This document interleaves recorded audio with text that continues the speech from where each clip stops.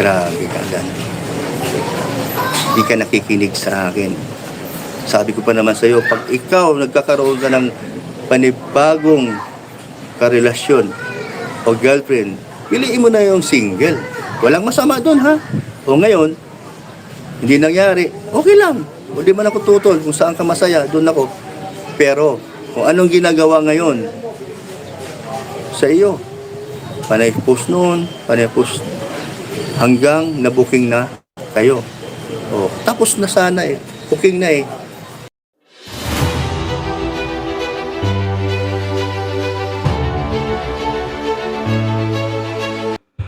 Okay guys, isa na muli mapagpalang umaga, tanghali, gabi po sa inyo lahat. Sana po ang lahat ay nasa mabuting kalagayan at ligtas po sa anumang kapahamakan. Sana po kayo dako ng mundo naroon. Ako po muli ang inyong lingkod, Maestro 21 TV. At sa ating video ngayong araw na ito mga kalingap, ay tayo muli po ay magbibigay ng ating panibagong kuro-kuro, komento, opinion at reaction tungkol nga po dito sa naging paglalabas di umano ni Kuya Brooks ng kanyang saloobin sa pangyayari sa kanya pong mahal na anak. Okay? So sa unahan po ng video po natin, meron po tayo dyan teaser. Ha? At sinasabi po dyan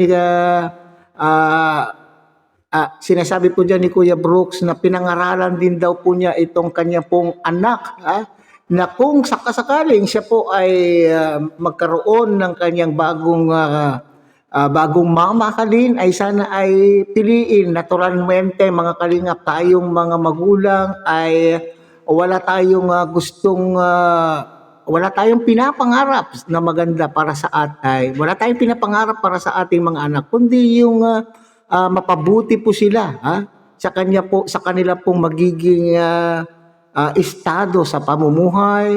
At the same time, kung sino po yung makakasama po nila sa habang buhay. So yan daw po yung yan daw po ang tawag po dito, mga pangarap. Yan din ang pangaral po ni Kuya Brooks kay Kalingap Dan. Okay? Pero nilinaw din po niya diyan mga kalingap na hindi naman po siya daw against sa kagaya po ng estado po ni Jenny. Kasi sinasabi po din niya diyan mga kalingap na kung saan maligaya po ang kanya pong anak. At ganoon din po tayong mga magulang Kung saan maligaya ang ating mga anak ay sumusuporta po tayo. So ngayon po mga kalingap ay tayo muli po ay magbibigay ng panibago pang reaksyon tungkol po sa mga ilang sinabi pa po ni Kuya Brooks. Okay? So magbibigay po muna tayo sa ama at founder po ng Kalingap, Kuya Bal Santos Matubang. At tangkilikin po natin Ate Edna Vlog, Kalingap Roab, at siyempre sa ating mga kasamahan po dyan sa Karepa, Kalingap Reactor Partner, sa pamumuno po yan ng ating presidente, Javier De Leon, aka Birador. Okay, so mga Kalingap, panoorin po natin ang isang maikling video clip natin kinuha po sa naging live po ni Kuya Brooks. Panoorin po natin mga Kalingap. Talaga namang yun nga, naniwala na ako sa mga baser noon kung paano nila pinagsabihan sa mga comment section itong si Daniel Kalingap Dan na wala pa tayong alam noon na meron na palang girlfriend. Ito ang problema. Ang taong hindi nakinig, lalo na anak, tigas ang ulo, hindi ibig sabihin na ako ay nagpapakampi. Hindi yun. Kung ano yung totoo. So ako ay parang naniwala na ako sa mga taong hindi makamove on doon sa mga nangyayari. So ang masasabi ko diyan so tama sila ang iba sinungaling mismo ang tatay nga hindi nagsabi ng totoo ang anak. Sinabihan ko na siya noon, kung mayroon ka ng girlfriend, sabihin mo sa akin, dahil ang rules ng Kalingap, si Kalingap Rap, na hindi pwede magkaroon love team pag mayroon kang girlfriend. Tuloy ngayon, di ba? Lumalabas. Kayo din ang gumawa ng isyo sa sarili nyo. Huwag nyo akong sisihin. Dahil kung ano ang totoo, sasabihin ko. Pati kami, mga Team Brooks dati, nadamay. Sasabihin niya ngayon, mga toxic, ang nakapaligid sa kanya o sa kanila. Sino ngayon ang toxic? Ang mga sinasabihan mong toxic, nakatulong sa inyo lahat noon. Kaya kami ay naiipit. Kami ay napapasama. Pinagbibigyan kita na hindi ako nagsasalita. Pero ngayon, nalaman na namin na yung pala, wala pa ang dandit. Kayo na pala. Wala pa ang danjoy. May relasyon na pala kayo. Nalaman ko na lang, buntis ang girl. 3 buwan. Yung mga pinapakilala sa akin ng formal. Kaya nakakahiya, no? Kaya umayos kayo, lalo ka na. Dan, wala kang respeto sa akin. Hindi na tama ginagawa mo. Sinachat kita, lagi mo ako sa chat, wag na. Noon pa yon, wag na, wag na. Kaya lalaki ang issue. Sino ngayon ang nag-umpisa? Sino ngayon ang nag-umpisa din? Nag-reaksyonan kayo.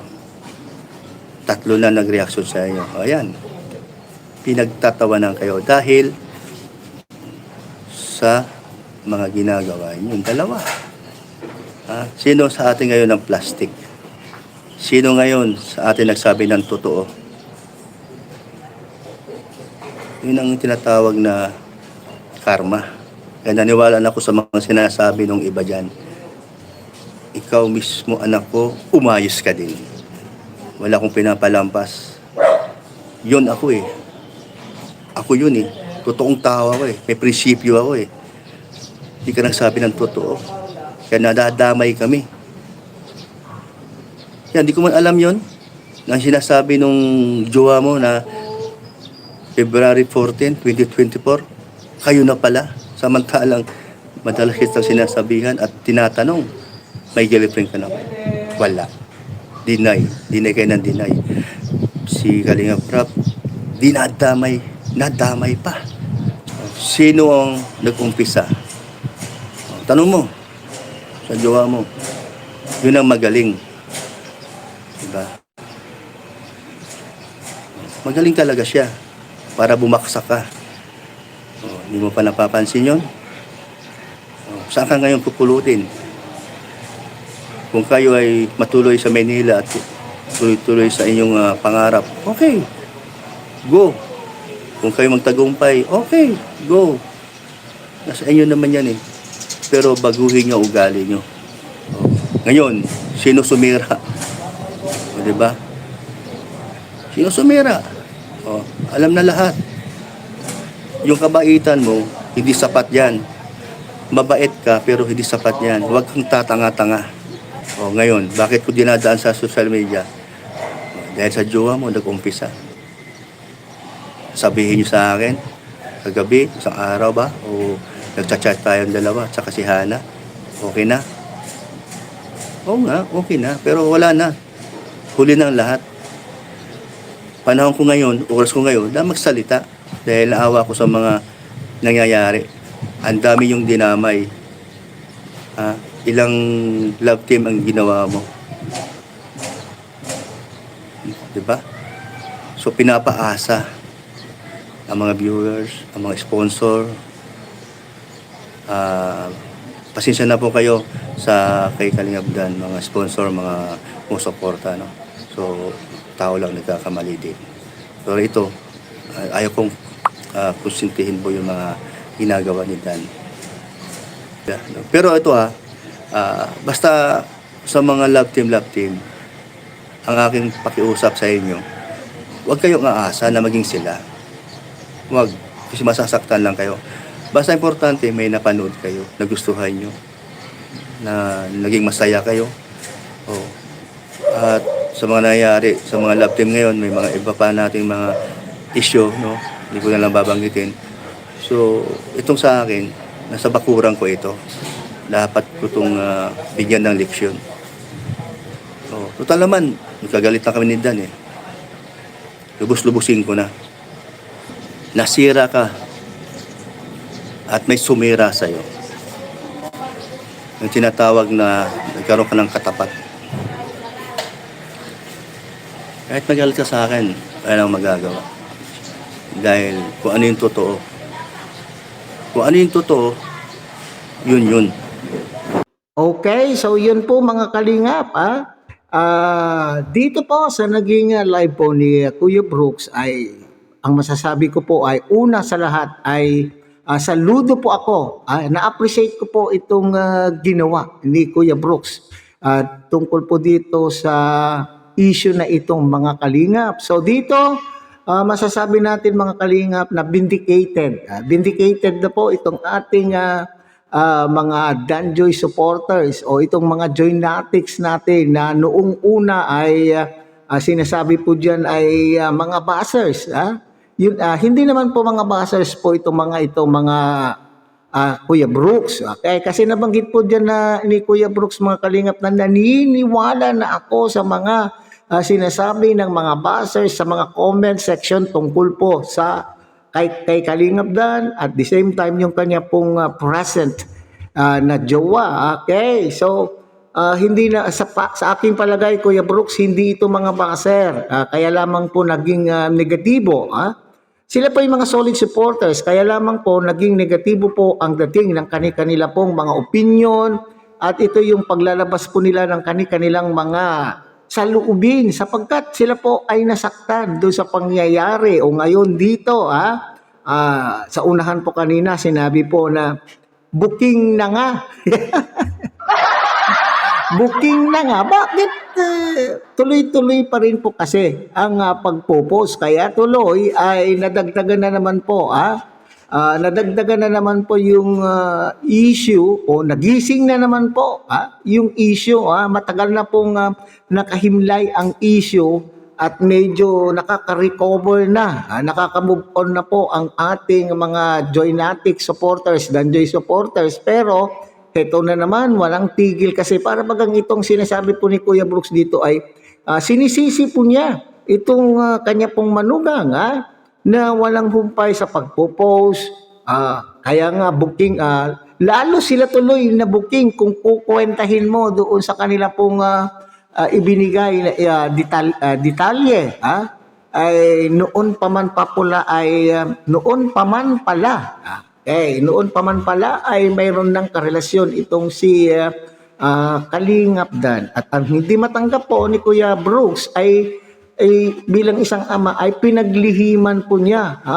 Pinaglihiman po niya yung kanya pong ama at hindi niya po inamin. At alam naman po natin mga kalingap noon pa man ay mayroon po tayong rules na tinatawag po dito sa kalingap na kapag mayroong present na karelasyon o kung ang isang leading man ay may karelasyon ay hindi po pwede. Kaya kampante naman din po itong si Kalingap Rab na i-love team kasi alam niya na ayon po sa pagkakasabi po ni Kuya Brooks ay hindi po nila alam sapagkat ultimong siya din po ay pinaglihiman ng kanya pong anak. Kaya po medyo masama ang kanyang loob base po doon sa kanya pong pananalita ay talaga naman pong mayroon po siyang tampo o may galit. Kasi may nabanggit din po siya dyan mga kalingap na nagkagalit na po silang mag-ama nang dahil po sa pangyayaring ito. Naku po, sana ay maayos pa po yung relasyon po nilang mag-ama. Bagamat itong issue na ito ay matagal naman na po itong nangyari at tanggap naman na din po ng mga taong nasaktan. Di ba? Nakamove on na po ang mga Joynatics, mga Danjoy supporters po natin. Nakamove on na po at tama po itong si Kuya Brooks. Matagal nang nakahimlay bakit oo nga naintindihan ko na gusto din po siguro ni ni Jowa na ipagmalaki kung paano nagsimula ang kanila pong love team. Buriin mo, wala pa pong Danjoy, dandit pa lamang po mga kalingap, ay sila na pala. Naku po. Kaya nga tama po yung mga nababasa po natin na mga komento noon na talagang ang masama po dito, tama po daw yung sinasabi ng mga nasaktan na mga supporters na itong si Kalingap Dan ay sinungaling. Nagmula po yan sa kanyang ama, mga kalingap, sinungaling daw at pinaasa. Yan na naman po tayo. Pinaasa ang mga viewers. Bagamat mayroon din pong panawagan o may pakiusap din po dyan si Kuya Brooks na tayong mga sumusuporta po sa love team ay maski sinong love team po at sa unahan din po noon ng mga vlog po ni Kalingap Rab sa mga love team, sinasabi niya doon, just for entertainment purposes. Wag daw po kayong umasa, sabi ni Kuya Brooks. At tama naman din po mga Kalingap, wag tayong umasa na sila po ay magiging bonus na lamang po yan mga Kalingap kung sila. Okay, so dito, sabi ko nga ay saludo. Ako ay saludo. Kay Kuya Brooks bagamat bilang isang ama ay masakit na ikaw ang pagmumulan ng hindi magandang kwento laban sa iyong anak, pero nagsabi nga niya siya ay nagpapakatotoo lamang. Kilala naman natin itong si Kuya Brooks, kaya nga nami-misinterpret minsan itong si Kuya Brooks mga kalingap na sinasabi ay ngawa ng ngawa. Pero straightforward po kasi ito, sa katotohanan lamang din po siya. Ngayon, may mga siguro, may mga negatibo pa rin po tayong mababasa. Baka sabihin na naman po ng talagang baser na po ito siguro. Imposible na hindi mo alam. Pero ito po ay basis po sa kanyang sinasabi, ay talagang hindi na po nila alam at nadamay po. Siyempre, damay-damay na po. Maraming nadamay. Maraming kaluluwang nasaktan, maraming damdamin na nasaktan at nadamay. Siyempre, nandiyan nadamay po si Kuya Baal at siyempre po kay Kalingap Rab. Okay? So hanggang dito na lamang po tayo mga Kalingap. Ulit tangkilikin po natin Kuya Baal Santos Matubang, Ate Edna Vlog, Kalingap Rab, at sana po inyo rin pong tangkilikin ang munting channel ito sa pamamagitan po ng pagbibigay niyo po ng like, share and subscribe at tuloy pindutin na rin po ang notification bell at nang sa ganoon tayo pa rin po ay magkita-kita at magsama-sama sa susunod pa pong mga reaction videos na ating gagawin. Muli sa mapagpalang umaga, tanghali, gabi po sa inyo lahat. Mabuhay po kayo at God bless everyone.